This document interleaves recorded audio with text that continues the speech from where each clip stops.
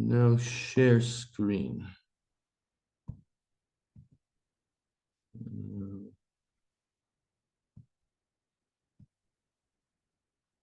Okay, let's start off.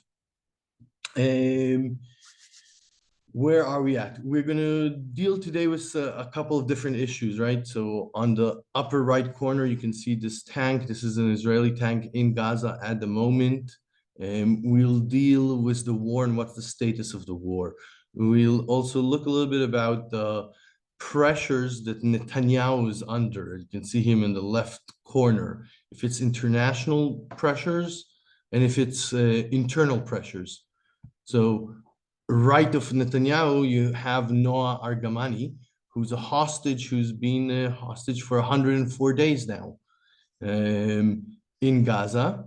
And we know that she is alive. There came out a video of her yesterday talking about two other hostages who Hamas claim have been killed by Israeli bombings. That's one set of pressures.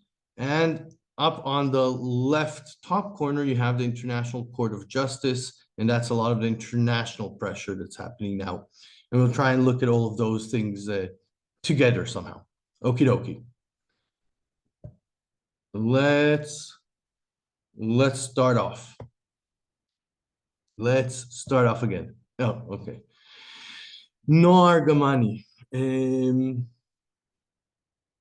This is something you see constantly in Israel. The picture you see in the center is posted all around the city. I was walking today a bit earlier with my daughter to her ceramics class.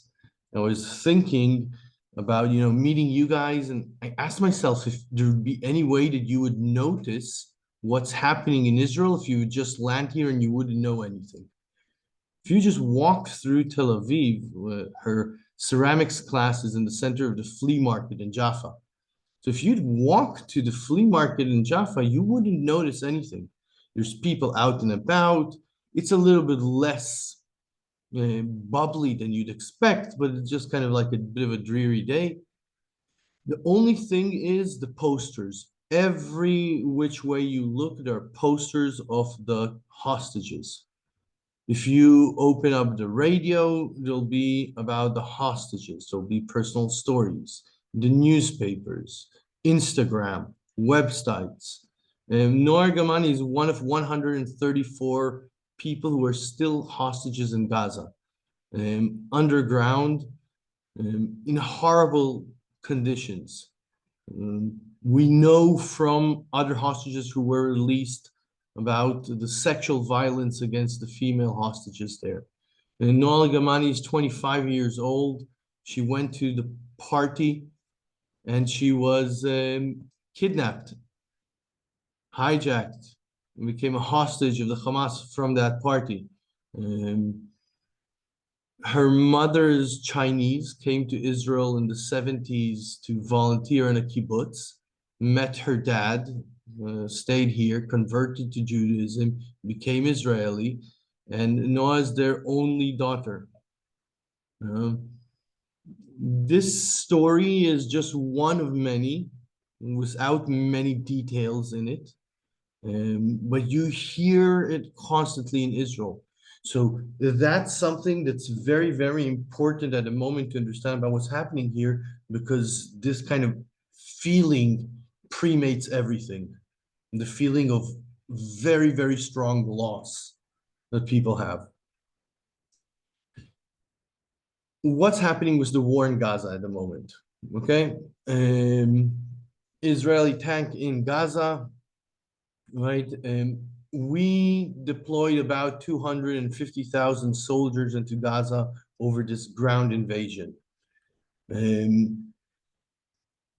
I know I said at the very beginning, if you joined me on the first Zooms I did, I said that Israel will be able to knock out the Hamas.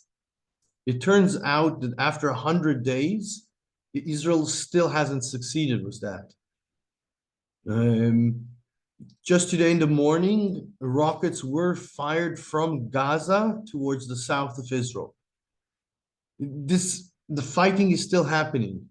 We have 188 soldiers killed only in the fighting in Gaza.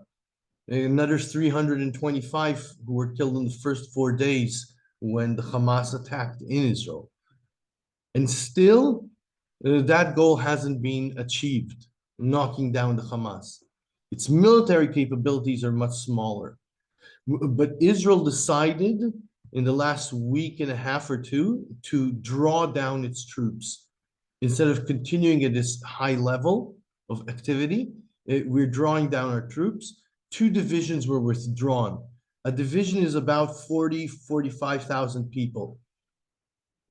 Sorry, 22,000 people, together about 45,000 people. 45,000 soldiers have been pulled out. And we don't know exactly how much and what's happening. The military is keeping vague. It wants it like that. Well, we don't know, others don't know, the Hamas doesn't know either. But there's been very clear things told in the international diplomatic level. The United States has put a lot of pressure on Israel to draw down. So our spokesperson of the military came out yesterday and said that we are moving to phase 3. Right? Phase 1 was pushing back the Hamas from Israel. Phase 2 was the ground invasion, and phase 3 is a new phase, which puts most of the emphasis on special forces and very exact attacks. That's at least what it's supposed to be. And we're seeing now that drawing down. But still, there's heavy fighting in Khan Yunis, which is the south of the Gaza Strip. And this is the area where a lot of the refugees are there. This is what's happening at the moment, and there's a drawing down of troops. What about the goals? Israel had very clear goals here. It said we want one as a goal to finish the Hamas, and two as a goal, we want to get back the hostages. At the moment, Israel's gotten back less than half of the hostages, and Hamas is still there. So what about the goals? Why is Israel drawing down its troops before it's reaching its stated goals? So two reasons. One is the international pressure, and two is the internal pressure. And they've been growing steadily for quite a while. International pressure. The picture up above, this is Khan Yunis, what we were talking about. We're talking about 24,000 Palestinians killed throughout this war. This doesn't include around 7,000 people who are still missing in Gaza. We're not talking about the numbers of injured people. And all of these stories are coming out. The world is hearing this, and it's starting to put pressure on Israel. 85% of the population is displaced. Out of 2.2 million people that live there, 2 million people do not live in their own homes. They live in tents, they live in schools, they live in any public building that's still around. This is an incredible burden. The humanitarian crisis is getting worse and worse and worse, and there's already fear and danger that hunger will set in. Not enough food. Really, just plain not enough. And we're not talking about not enough for going to sleep hungry, but not enough that you don't eat the whole day. So this is a lot of pressure on Israel, that this situation is not tenable. There's a big fear that this will escalate to a regional conflict. The more you stay in Gaza, the more you operate in Gaza, the more there are casualties in Gaza. More people are killed in Gaza, children and women. We also have to remember that about 60 to 65% of the people killed in Gaza were women and children. So the numbers are getting very big. A country like Jordan can't keep quiet forever. 40% of Jordan's population are of Palestinian origin. Jordan has not done anything vis-a-vis Israel yet, except put pressure. But 40% of its people are Palestinians. At some point, it will have to do something. Regional conflict. If we are a bit cynical, we can say the US elections are coming up, the Iowa caucus, everything is starting to heat up. Even if we're not cynical, from an American perspective, right, Israel got an enormous bear hug from the administration, but it was warned that this has to be done within the parameters of how you persecute such a war, or sorry, prosecute such a war. According to American officials, Israel has already gone too far. So the pressure is being put on. This is also has to do, obviously, with the US elections. The administration has to get some sort of quiet here. If Biden is supposed to be the candidate that brings more of a level-headedness in a sense, he has to create quiet. That's level-headedness. Otherwise, he's a president that's part of this conflagration of the Middle East. On the other side, there's internal pressure in Israel. 188 soldiers killed. Actually, it's 189. Another soldier died today. Around 11,000 injured. It's an enormous number. Enormous. Me and a friend went to visit a mutual friend of ours who was injured in the actually in the first week of the war. He's doing well, but just to go through a hospital today in Israel, it's crazy the amount of soldiers you see who are injured in hospitals, in every hospital in the country. The economic toll, the army spokesperson, he said that the drawdown of troops is partially because of the economic toll on Israel. The war is extremely expensive, and the fact that you have around 200,000 reservists that should be working at the moment, now being in the army, is another enormous toll on the economy. So that's a big reason. Depletion of the target bank. You can't continue attacking. Even though some people would look at what Israel does in Gaza and say that Israel is attacking willy-nilly, it's not. It has a bank of targets. It gets intelligence and says this, that, and so forth. That's already more or less depleted. Now what Israel is doing is actually sending soldiers into the tunnels themselves with explosives, right? 6 soldiers died last week by mistake because they were bringing explosives to blow up one of these tunnels, and it exploded too early. The hostages is another incredible internal pressure. In the picture below is Yossi Shalabi.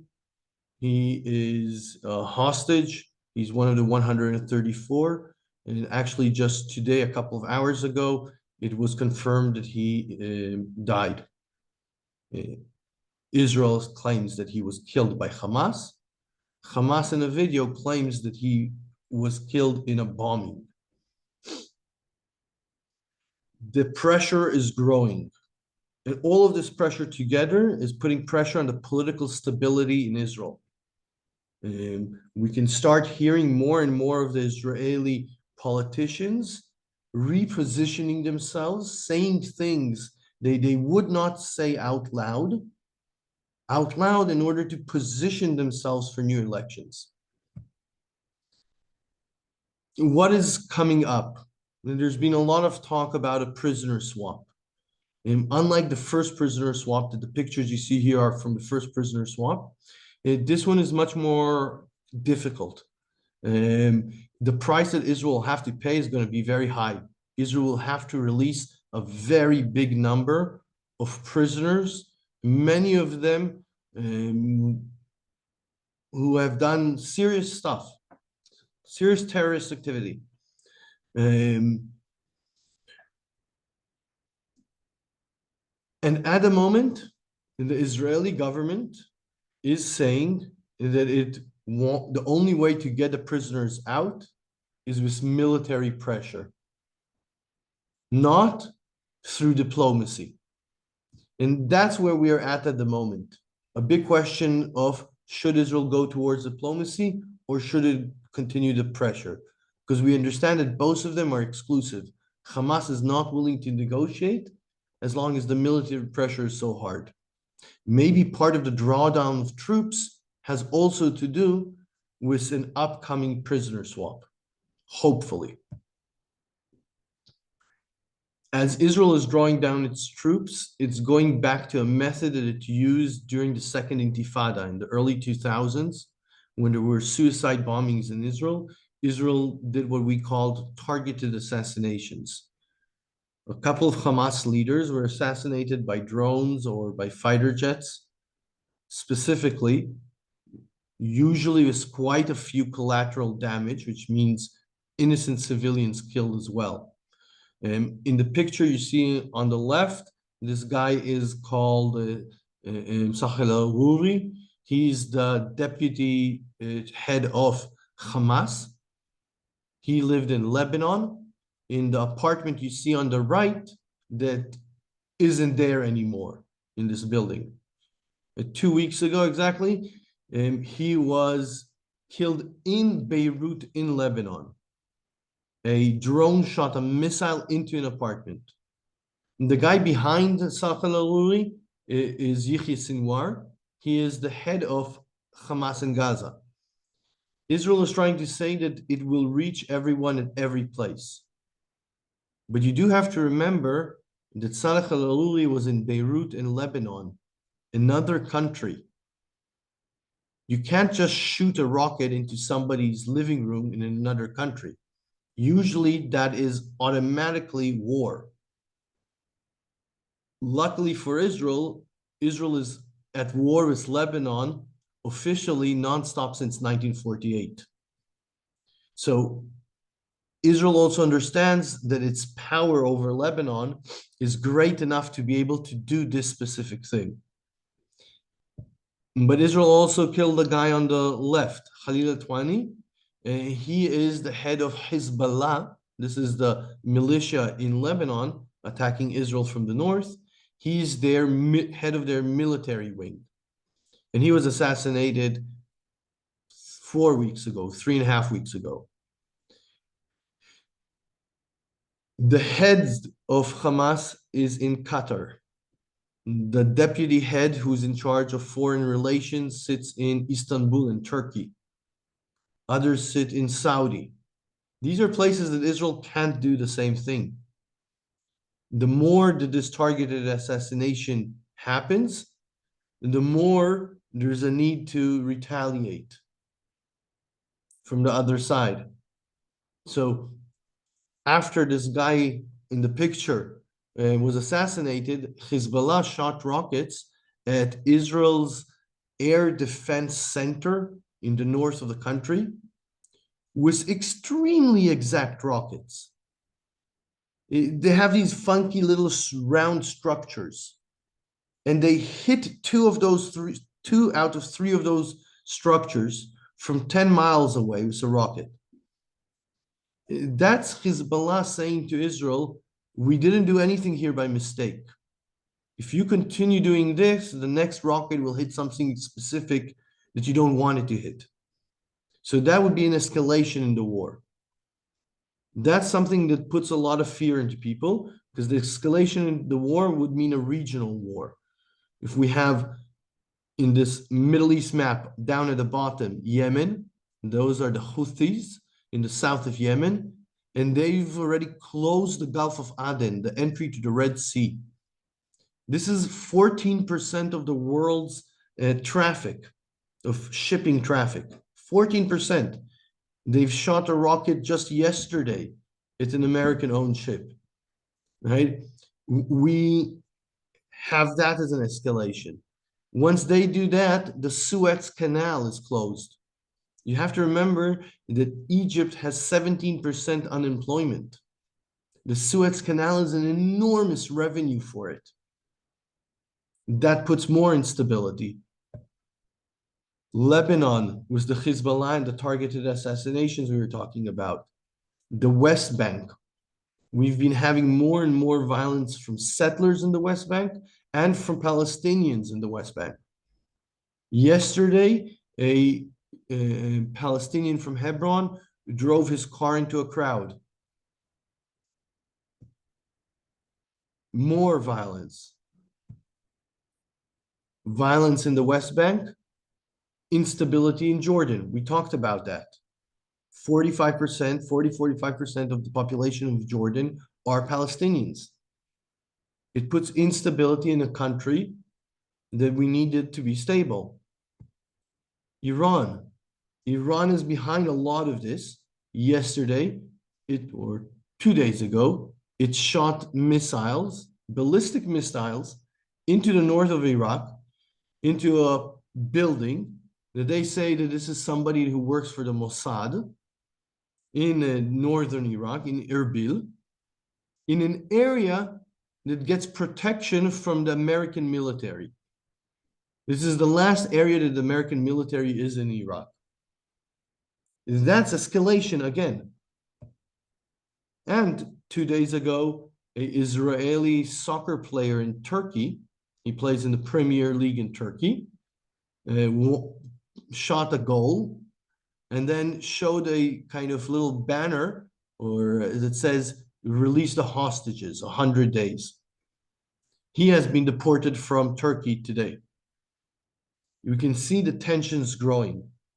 And as these tensions are growing, Antony Blinken is chalking up frequent flyer miles like crazy. He's visited every important leader in the region in the last week. And he's been here constantly. That was his 5th visit to Israel since the 7th of October. What does the US want here? First of all, it wants the return of the hostages. It's been said so many times. Biden said it clearly. Biden has met, at least there was a point in time that Biden met more Israeli families of hostages than Benjamin Netanyahu. Biden is giving a real hug to Israel around this. The US, more than anything, wants to contain this war, to keep it into a small sphere, not to have it growing to a regional size. That demands Israel to lower the amount of troops and the way it's prosecuting this war. Israel took the initiative. Hamas had the initiative in the beginning. The disaster that happened to Israel was unthinkable. The worst massacre that's happened here ever. Israel's taken the initiative. Its incredible military might has taken the initiative from the Palestinians, from the Hamas. The US wants to take this initiative and shift it into diplomatic initiative, into diplomatic force. And what's that diplomatic force? It is a two-state solution. It means Palestinians in the West Bank and Gaza, Israel and Israel. In order to have that happening, you have to strengthen the Palestinian Authority. There have been tons and tons of meetings around the world about how to do this, how to create a government of technocrats and so forth. And there's lots of options on the table. Israel is the one that's stopping that, because Israel's government at the moment, which is the most right-wing government we've ever had, does not want to give any concessions on this field. The thing that they're trying to entice Israel with is the regional peace accords. The regional peace accords, the Abraham Accords, finally making peace with all the Gulf states, an unbelievable economic boom for Israel. Unbelievable. But that won't happen anymore without the Palestinians. And in the end, the US is doing this because it wants to counter China. China is in the way. And we can see, this is, today I just Googled Blinken Israel, and these are the first things that came up. Blinken criticizes Israel's handling of war, CBS. Blinken returns to Middle East as tensions grow with Israel.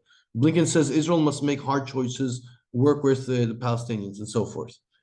In the last few days, you suddenly see a shift in the American rhetoric. You start to feel it. Whatever you see publicly, this is after enormous pressure has been put on Netanyahu and on leaders privately. So we can start to see that shift, and that's what's drawing down the troops. Israel needs to make another step here. These are the three people who are leading Israel and the war at the moment. On the left, you have Netanyahu. On the right is his opponent, who's now in the government, backing Netanyahu's government during the war, Benny Gantz. Benny Gantz is projected to win more than double the amount of votes that Netanyahu will win in the next elections. Netanyahu's approval ratings are the lowest that any prime minister, any leader has had in Israel ever. He's in the low teens. Netanyahu is pretty clear for everybody that he will have to go at some point. Benny Gantz is on the other side. Benny Gantz's view is more centrist. He sees it that we have to create a diplomatic solution for this. He is an ex-chief of staff, so he's no dove. He's very hawkish on defense, but he understands that the initiative has to move towards diplomacy. The guy in the center is the Minister of Defense, Yoav Gallant. He's a ultra hawk, but he is no longer willing to be in any press conference with Benjamin Netanyahu. The distrust, the disbelief that Yoav Gallant has towards Netanyahu is so great that during the war, the Minister of Defense is no longer willing to be in any press conference that Netanyahu is in. The tensions are growing, right? However, both Yoav Gallant and Netanyahu don't want, or at least publicly say, that the only way to release the hostages is through military pressure. And a lot of Israelis agree with them.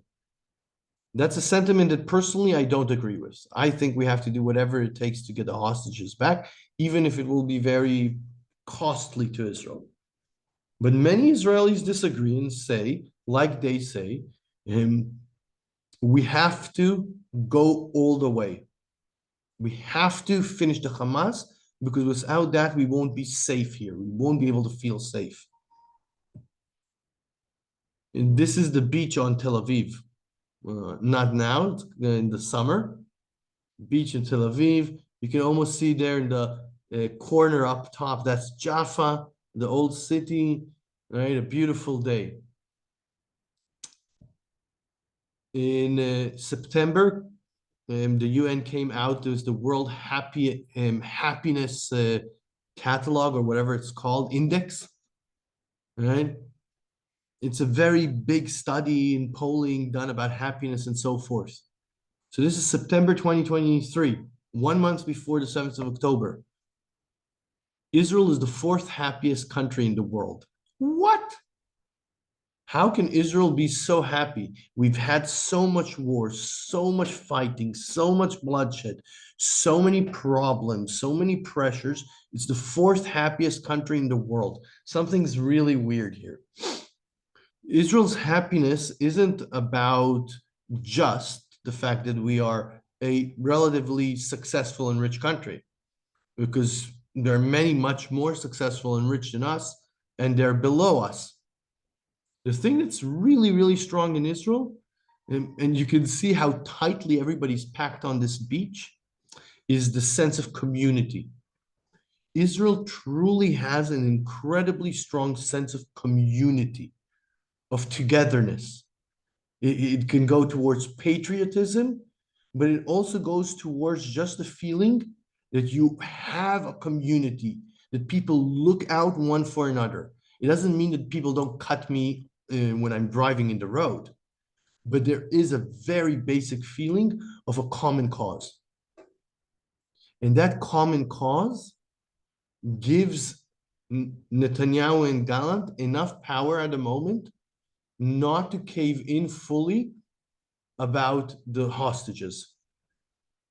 The fact that we are so happy and we are so together also means that we are willing to go and do the hard things together. Being together is easy when everything is easy. Being together is useful when things get hard. At the moment, like I said, Yoav Gallant is no longer going to be in the press conferences with Netanyahu. The political situation in Israel is colossal disapproval ratings of the government at the moment, just colossal. There's a budget process that's going to be ending on the 19th of January. So there's a whole budget fight at the moment. It has 5 days to happen. That's the government pushing it by force. This is creating a lot of issues, dysfunction in government. There's so much criticism of almost all government bodies except the military and the medical side. These two things get good approval ratings. Economic crisis is coming. We can start feeling it. Taxes we know are going to go up. We can see this happening. I won't go into it. International legitimacy crisis. Benjamin Netanyahu was always known as the dude who can go on CNN, can go on Fox and speak amazing English and get the point across. He's Mr. Diplomacy, he's Mr. International Relations. It's going exactly the opposite at the moment. And the hostages, the hostages, the hostages. That issue is not letting up. The protests are getting larger and bigger. And the one that was on this Saturday already started disrupting traffic on the main highway in Israel. It's getting a little bit more active and not just a vigil. And this is something that will put, again, more and more pressure on the government. This is something, never mind. Next. This is pushing towards elections. And this is me prophesizing. I believe that somewhere in the next couple of weeks, maybe a few months, elections will be announced in Israel. You can feel it, it's in the air. The Minister of Finance, who is one of the most right-wing people in the government, much more to the right than Netanyahu. He said that on a TV interview that we should leave only 100,000 people in Gaza. Everybody else should be expelled, which is a statement that everybody knows he believes in. And everybody believed he's smart enough not to say that out loud. The guy is articulate and he's smart. Now, why would he say something like that on a TV interview? He says something like that on a TV interview because he's positioning himself for elections. He wants his voters to know that he's more to the right than Netanyahu, who in a moment will in some way concede defeat. Right? That's pushing us towards elections. Take another 4 minutes of time, let's take even less, and talk a little bit about the International Court of Justice. South Africa has brought a case to the International Court of Justice against Israel under the Convention Against Genocide. Convention from 1948. It was written by a Jewish German lawyer. And Israel was one of the first signatories to it. South Africa is also a signatory to it. The International Court of Justice is a body of the UN, and it was established to bring a resolution to disputes between countries. So these are disputes. There's a trade court, there's migration court, but if you have disputes around war, around borders with countries, you come to this court. It's been in session around cases only 191 times since 1920 when it was established. So it does 2 cases a year, more or less. This case was brought by South Africa, as Palestine is not a country, and because the provisions of the convention say that anybody, any country, can bring a case about genocide because it's such a horrible crime. 15 judges from all over the world, they sit for 9 years. They're, there's a whole process in the UN to choose them. The head of the court is Joan Donahue, an American judge.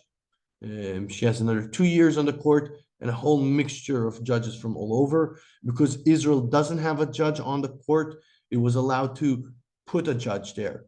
So for this case, we've sent our ex-Chief Justice of the Supreme Court, Aaron Barak.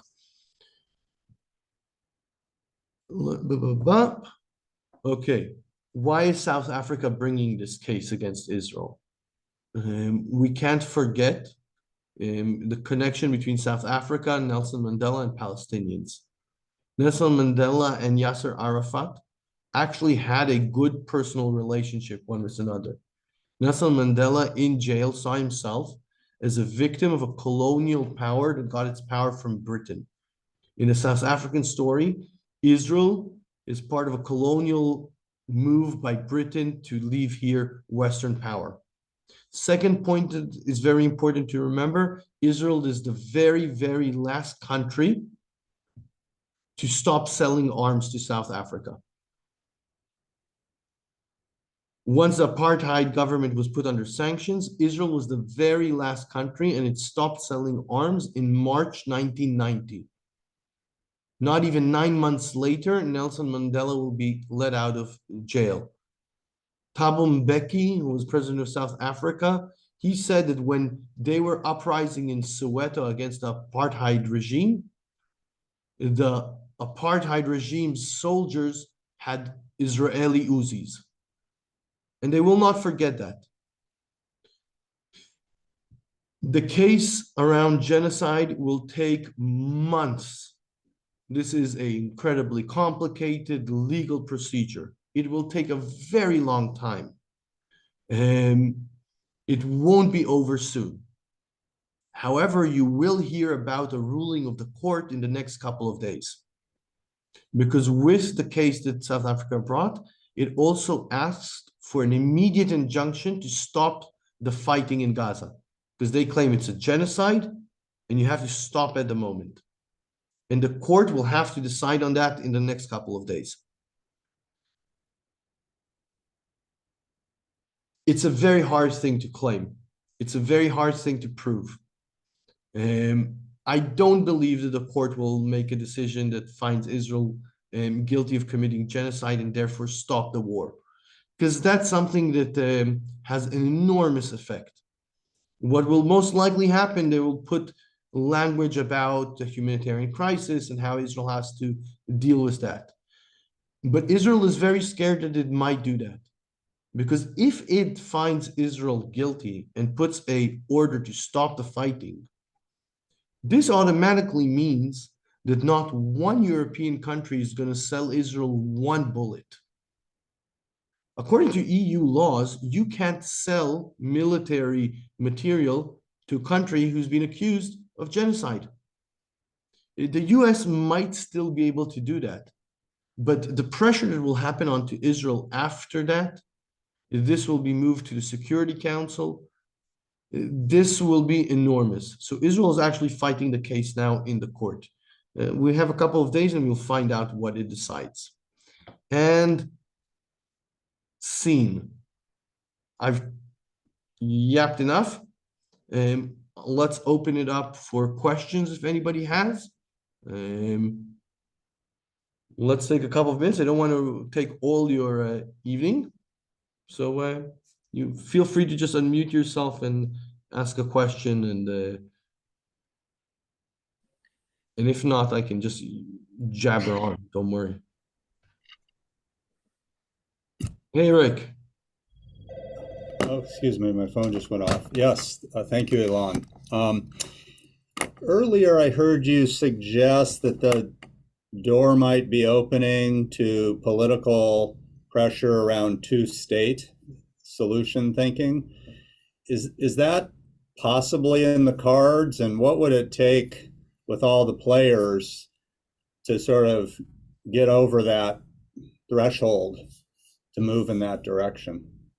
I'm a big believer in the black swan event idea. I talked about it before. The idea that big changes happen in history pretty quickly. This is what's happening now. The two-state solution is something that nobody's saying in those words at the moment. Everybody's talking about a bigger deal and something that has to do with a regional decision and so forth. But that's where we're going. Today I was listening to he was the governor, Israeli governor of Gaza. Once we took over Gaza in 67, he was the deputy head of the Mossad, and he later became the head of the military industries.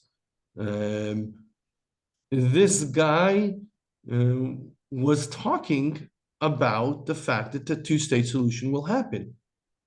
Yeah, this is a super establishment guy who was always on the side of the right-wing governments. Everybody understands where we are going with this. Um, Israel might try and stop it. The government, and there's a lot of powers that do not want to go in that direction. But what we see, we're taking a slice in time. When you take a slice in time, it's like a frog in water. You don't feel how the temperature is rising, and the pressure is building very consequentially on Israel. Um, so I do think that we're going in that direction. It won't be called a two-state solution for a while. I think people learned that that's a word that triggers people. Mhm. Anyone else? Okie dokie, I don't want to keep you too long. So if anybody wants, just shout out. Yeah, Janet. Hey, hey, hey. Hey, Elan. I actually just have a very way more simple question. Firstly, never seen you in a pullover. This is And without a hat. this is a red letter day. You don't Um, know I was thinking about that before I turned on the camera. Yes. Um, just a very simple question. You were talking about the feeling in the air, re-elections, and sometimes you start your presentations with when you're walking to school with the girls. Yeah. Because we know the background of the school they attend, I actually just have a very simple question about what is the feeling, say, for people as young as your children as they go to school, and we know they go to a mixed school, everyday families, and how is it filtering down to children? Thanks for asking. The girls, I think, were annoyed. So my younger is 10, my older is 14. So there's a big gap there because, you know, where a 14-year-old is and where a 10-year-old is. The 10-year-old Carmel, she is a little bit oblivious to the situation, except when it interferes with her day to day, right? However, she is waking up more at night. We suddenly find her in bed, right, with us. And both of the girls are much more homey lately, right? And both of them still are very independent, you know, go around. My older has I want to say it takes her about 45 minutes to get to school every day in public transportation. She also goes to like a course in the university. So that's going another 20 minutes in the other day. She does that on her own, all right? So when she comes back in the evening, I will go and pick her up so that she doesn't have to walk from the bus station. And I think that's where it is. For them, it's kind of a little bit in the middle. The older one is starting to have like a bit more political discussions and kind of getting more involved. I think, you know, kids are very easily, they accept what position they are. What's happening now, this is where we are, and this is what it is, and these are the parameters. There's nothing, you know, to cry about. We will see it in the future. Definitely. There's an imprint. Ilan, Yeah, hey Lynn. hi. I'm just wondering, I know that your school is a combination of Arab and Israeli, but even with that combination, it's such a good idea. And I think I said to you once, I wish that was recorded on CNN and Yeah. your school was covered more in the world because I think it would be a big help. But still in all, isn't there stuff that goes on within the parents? Aren't there any struggles that the kids are coming home and talking about? Because it's got a pull on both parties. There are struggles, and we do have that within the parents group. Okay, Because the group really, our school, it was very important for us that it's also this bilingual and multicultural, right. also public. It's a public school, it's free, right? It's public funded, anybody can come. And Jaffa is a community that pulls people from the lowest to the highest socioeconomic standings. Okay. Some of the richest people and some of the poorest people here. So when you bring this group of people, you have lots of tensions there. Hmm. And also a very big political divide in that sense. Right. So we've had the more radicals leave the WhatsApp group, right? Okay.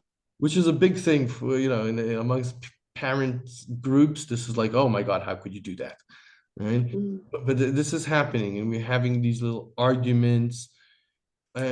I used to be very active in it a couple of years ago, and then I stopped because too much bad blood and bad energy came out of me. Okay. And lately, there's a guy who I really like. He's the head of the cinema school at the Tel Aviv University. He's a father in our group here. And he is incredibly belligerent. Most of what he says I agree with, but he has such a horrible style. So I found myself lately kind of throwing in kind of mediating commentary between people. I Mhm. felt very successful last week in one of those fights. Okie dokie, kiddos, guys and gals. I don't want to hold you forever. If there's another question or two, please ask.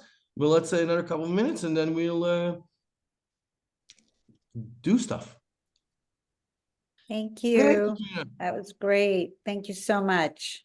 And we just want to thank you, Ilan, because it's 1 a.m. or nearly 2 a.m. in Tel Aviv now, right? Yeah. Thank you. Party Thanks, mode. Milan. Party Thank Get you, some good on. sleep. Thanks, Okay, Ilan. kiddos. Thank you. Thank you, so Thank you, much. guys. Bye. Thank you, Ilan. Bye, Thank Vasco. you. Good to Bye. see you, Christina. Bye, Vasco. Bye-bye. Bye. Bye. Wonderful. Nice to see you all. Yeah, Thanks so thanks much, again, everyone. Ilan. Bye. Really, really appreciate it. Thanks, man. You know, it's Take Nayron, care. you're bringing people together in your group from different aspects of the world and Yeah. different kinds of political information that gets dispersed. That's the So, yeah.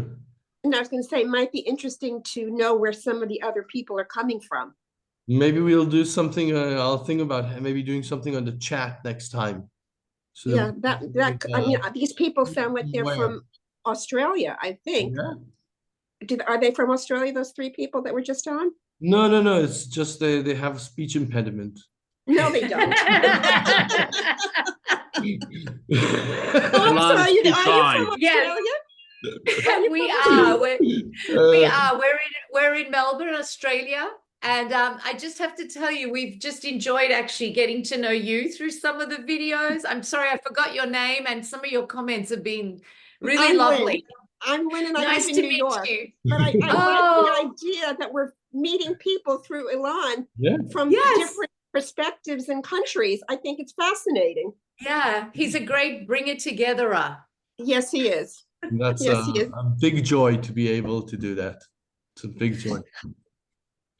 Okay, Well, we look guys. forward to more from you, Ilan, and And we there will be appreciate it more. very much. There'll be an update in a couple of days, and I have a few more things. And there's also I'm trying to do a lot. Okay, you'll see. And we're Okay, gonna we'll see. visit some places. I have some ideas. Okay. You be well. you. Stay Bye-bye. safe. Okay, guys. Ciao. Bye, everyone. Thank you. Thank you. Bye-bye. Thank you.